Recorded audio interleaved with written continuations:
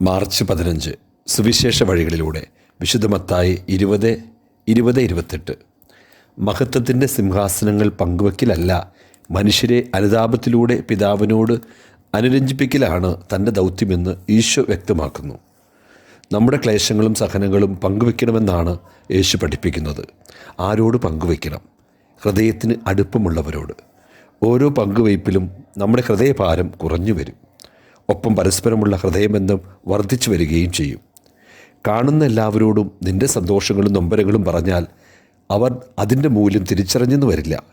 ഹൃദയരഹസ്യങ്ങൾ പങ്കുവെക്കുന്നതിൽ നാം വിവേകം പുലർത്തണമെന്ന് യേശുനാഥൻ പഠിപ്പിക്കുന്നു. യേശുവിൻ്റെ ഹൃദയവേദന ശിഷ്യർക്കൊട്ടും തന്നെ മനസ്സിലാകുന്നില്ല. നിൻ്റെ ഹൃദയവേദനകൾ നിൻ്റെ പ്രിയപ്പെട്ടവർക്ക് പോലും മനസ്സിലാകണമെന്നില്ല. ഇവിടെയാണ് ക്രൂശിതൻ നിനക്ക് തുണയാകേണ്ടത്. കാരണം എല്ലാ പീഡാനുഭവങ്ങളിലും ക്രൂശിതൻ സന്നിഹിതനാണ്. പീഡ അനുഭവിക്കുന്ന എല്ലാവരിലും അവനുണ്ട്. ഈ തിരിച്ചറിവിലാണ് നമ്മുടെ പീഡാനുഭവങ്ങൾ ക്രിസ്തുവിൻ്റെ പീഡാനുഭവത്തിലുള്ള പങ്കുപറ്റലുകളായി മാറുന്നത്. നമ്മുടെ കർത്താവ് ഈശോ മിശിഹായുടെ കൃപയും പിതാവായ ദൈവത്തിൻ്റെ സ്നേഹവും പരിശുദ്ധാത്മാവിൻ്റെ സഹവാസവും നാം എല്ലാവരോടും കൂടെ ഉണ്ടായിരിക്കട്ടെ, ഇപ്പോഴും എപ്പോഴും എന്നേക്കും. ആമീൻ.